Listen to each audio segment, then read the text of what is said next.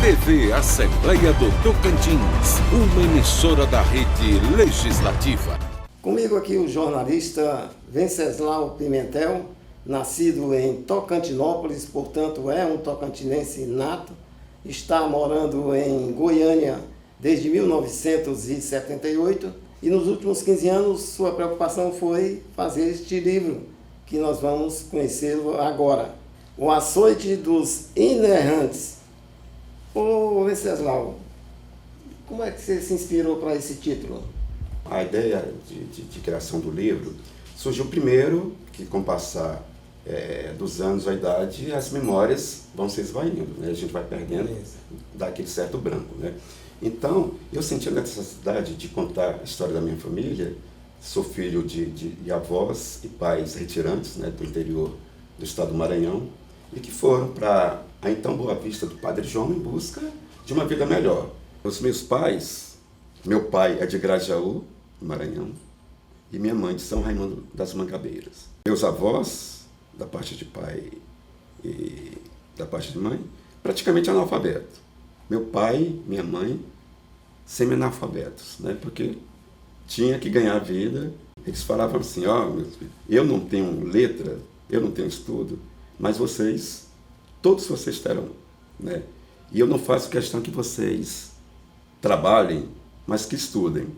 E graças a Deus, com essa conscientização do meu pai e da minha mãe, Marcelo, todos nós hoje temos uma profissão, todos os filhos têm curso superior, né? A ideia surgiu daí. Primeiro, de contar a história da minha família, porque eu achava interessante. Mas a ideia era que essa história ficasse só entre nós, familiares e parentes. Mas eu fui convencido a divulgar essa história, essas minhas lembranças, para outras pessoas, porque o livro ele não se prende a contar a história da minha família. Eu conto, mas sempre com o olhar da porta para fora, dos movimentos sociais, políticos, culturais de Tocantinópolis. E aí surgiu a ideia, né, de escrever essa história toda contada, né, em forma de poesia, digamos assim. E o título é porque tinha que criar uma história que chamasse a atenção das pessoas para lerem o livro, né?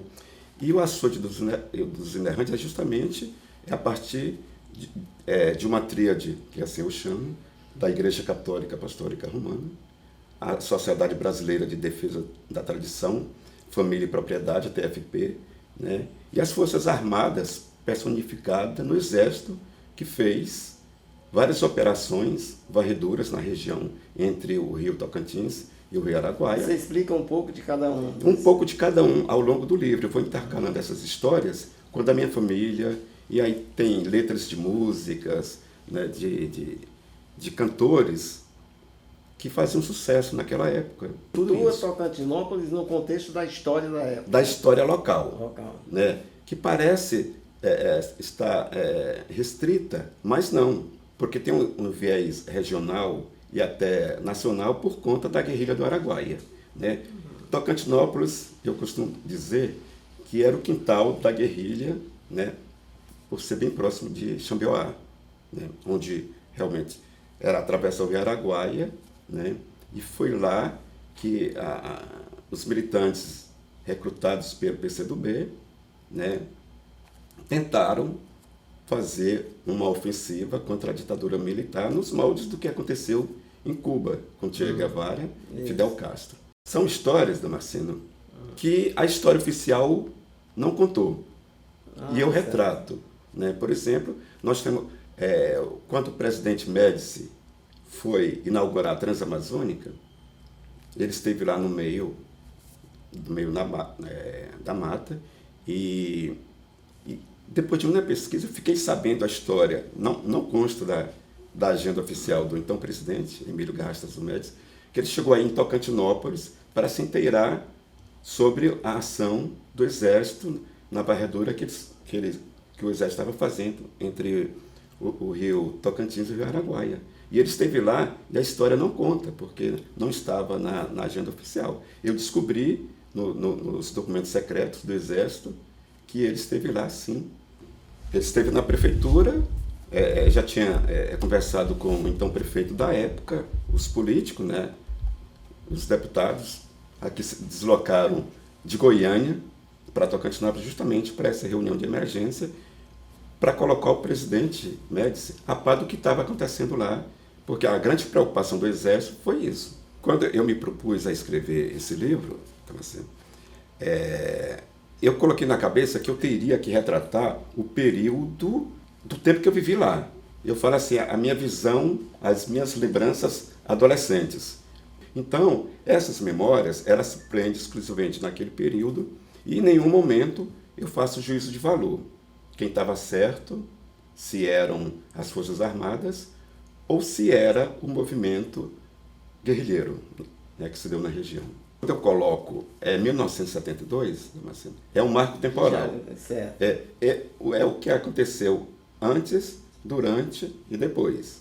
Né? Antes eu falo das revoluções que aconteceram, né, em Tocantinópolis. No período de 72, eu conto a história do movimento guerrilheiro, falo da construção da Transamazônica. Agora, com relação à Transamazônica, tem um episódio também que a história oficial não conta, porque o trajeto original que sai do Nordeste até Manaus, Lábrea, não previa que passasse pelo município de Tocantinópolis. Extenso, mas não previa. E as minhas pesquisas me levaram a concluir que houve uma ordem de Brasília para alterar o trajeto para que a Transamazônica, a rodovia, passasse pelo município de Tocantinópolis, porque o que aconteceu ali? Ali serviu como um entreposto da logística do Exército para levar armas, munições para o enfrentamento na guerrilha do Araguaia. Né? E justamente bem na terra dos indígenas Apinagé, que são várias aldeias naquela região entre o rio Araguaia e o rio Tocantins. Eu converso com o jornalista Venceslau Pimentel, autor do livro 1972, O Açoite dos Inerrantes. A importância de Tocantinópolis na sua vida. Você saiu de lá em 1978, mas ficou a lembrança e o reconhecimento através de um livro que você escreveu. Né? Sim, eu sempre, Damasceno, tive um apego muito forte pela minha terra. Todo esse período eu sempre voltei lá, principalmente no mês de julho, mês de férias. É lá que eu renovo as minhas energias, né? E aí a ideia do livro surgiu justamente para contar essa história da minha cidade, né? Digamos assim, a história da minha família seria até, digamos assim, um pano de fundo para tantas histórias interessantes que aconteceram nesse período e que os próprios tocantinopolinos não sabem. E eu espero que eles tenham conhecimento disso. Vão ter conhecimento agora. Porque é uma história muito interessante, muito importante. Né? E aqui, quando eu falo de personagens da cidade, eu não me reporto apenas a autoridades, não. Eu fiz questão de retratar a vida, história de pessoas da cidade, simples, trabalhadores, pescadores. Eu reforço para você que eu faço questão, no livro, de retratar pessoas simples do povo, né? Pessoas folclóricas, mas que fizeram parte da história da nossa cidade. O que é que você não conseguia entender com a sua visão daquela época como adolescente ou jovem, mesmo fora? Como eu tenho um marco temporal, 1972, né? Então a gente não entendia os fatos que ocorriam lá, né, de repercussão nacional, né, principalmente com relação ao combate da guerrilha do Araguaia, mas assim, isso sempre foi vivo na minha memória, né, essas histórias que aconteceram lá, as chamadas também revoluções, e em momento algum isso me saiu da memória. Depois que eu saí de Tocantinópolis, fui morar em Goiânia para trabalhar e estudar, mas assim, esses fatos nunca se apagaram na minha memória, né, e assim, e o mais interessante, Damasceno, é que eu falo assim, quando me perguntam por que você decidiu escrever, eu falei, sim, eu ouvi muito, pesquisei, mas a maioria das coisas que estão aqui foi do que eu vi e vivi. Testemunho. Testemunho ocular da história de Tocantinópolis. Você acompanhou aquela, digamos, aquela luta pela criação do Tocantins de lá, de Goiânia, veio aqui, como é que foi? Teve o primeiro movimento separatista de políticos maranhenses na tentativa de criar a província de Pastos Bons, com pedaços de terra do norte de Goiás, do sul do Maranhão e do sudeste do Pará. Era a primeira ideia separatista foi aquela, mas que não foi adiante. E logo a seguir surgiu o embrião da história de se criar o estado Tocantins, desmembrar Goiás, né, um estado imenso, né, para desenvolver a região norte que era esquecida, né, até pela longura, digamos assim, de Goiânia, capital, para o extremo norte de Goiás, na região do Bico do Papagaio. Então, eu acompanhei, mesmo em Goiânia, eu acompanhei toda essa história da tentativa de se criar o estado Tocantins, personalizado na figura do ex-governador Siqueira Campos. Certo. Né? Então, eu sempre tive esse interesse e sempre torci, né? Na época que eu fazia jornalismo, então eu sempre tive essa ideia, né? De sempre defender a criação do estado Tocantins. Eu falei, tem que ter, porque eu, como morador de Tocantinópolis, eu vi a dificuldade. Lá a gente não tinha asfalto, a gente não tinha energia elétrica, a gente não tinha água tratada, Vivia na maior simplicidade. a gente não tinha saúde. Lá era uma região totalmente isolada de Goiás. Você tem um pouco do Padre João aí no livro? Tem, né? porque o Padre João foi um líder político e religioso muito influente na região. Foi prefeito da cidade por 2 vezes. Ele era filho de mãe solo, mas nem por isso ele deixava de se afastar das famílias. Né? Ele tinha esse apego muito. Né? Volta e meia, ele seguia pelo sertão do município de Tocantinópolis para as visitas religiosas. Né? Então, Padre João foi uma figura muito importante, porque, inclusive na época, pelas minhas pesquisas, ele já tratava da necessidade de fazer alguma coisa pela região do norte de Goiás. Ele foi deputado na antiga cidade de Goiás, era a capital, né, do estado, e já naquele tempo ele tinha essa visão de entender que a região norte, chamado Bico do Papagaio, não poderia ficar isolada, não. Tinha que se fazer alguma coisa. A palavra não era desmembrar o estado Tocantins, mas ele lutava... Não se pensava nisso. Não, mas ele tinha essa visão, a gente chama até de visionário, de querer trabalhar, e trabalhou para que a região se desenvolvesse, né? E que culminou nesse movimento separatista, né, encampado na figura do ex-governador Siqueira Campos. Eu converso aqui com o jornalista Venceslau Pimentel, que está lançando o livro aqui em Palmas, 1972, O Açoite dos Inerrantes. E é sobre esse livro que nós estamos conversando. O critério que você usou para dividir essas histórias dentro do seu livro? Eu sempre procurei retratar a história da minha família, mas sempre com aquele olhar para a cidade dos movimentos que aconteciam. Né?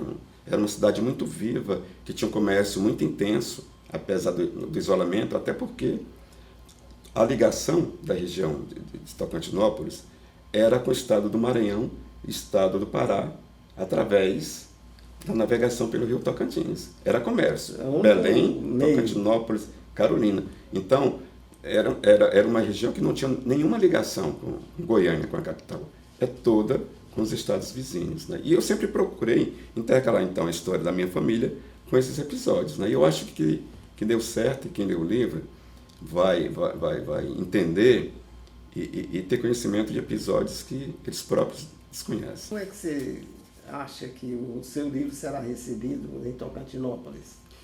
Eu fico, Damasceno, na expectativa, porque a gente nunca tem a noção, né? Primeiro, a minha ideia não era escrever para o público em geral. A ideia que eu tinha era assim, de chegar no irmão, no parente, e falei, meu irmão, eu estou te contando aqui uma história da minha família que você talvez desconheça. Não é ficção, também não é uma autobiografia, mas um livro de resgate de memórias. Então eu acho que a pessoa que for ler vai encontrar várias histórias interessantes. Então a minha expectativa é essa, de querer passar para as pessoas que forem ler o livro essa visão do que aconteceu, porque isso aqui é história, não tem nada de ficção, são minhas lembranças. Eu me apropriei, assim, no bom sentido, de lembranças de outras pessoas, né? Então é por isso que eu faço questão de compartilhar o livro, para que as pessoas tenham conhecimento da nossa história. Você acha que valeu a pena escrever o livro? Ah, sim. Eu passei esses anos todos, Damasceno, me apegando nessas memórias, escrevendo. Eu não fui de sentar primeiro na máquina de escrever e depois no computador. Não, eu vou sentar aqui e vou escrever. Não. À medida que as lembranças voltavam à minha memória, eu pegava um caderno, vindo à tona, eu pegava um gravador, né, e deixava lá no computador, né? E foi assim, em retalhos, que eu fui buscando as minhas memórias para construir o livro. Então, assim, é uma coxa de retalho o meu livro, mas assim, ele tem uma sequência lógica, sempre permeando entre a história da minha família e a história da cidade, o olhar da porta para fora. Venceslau, fique à vontade para as suas considerações finais. Muito obrigado pelo espaço aqui, né, por reconhecer um trabalho que eu considero importante para a história de Tocantinópolis. Estamos contando a nossa história. Então, muito obrigado pelo espaço. TV Assembleia do Tocantins, uma emissora da Rede Legislativa.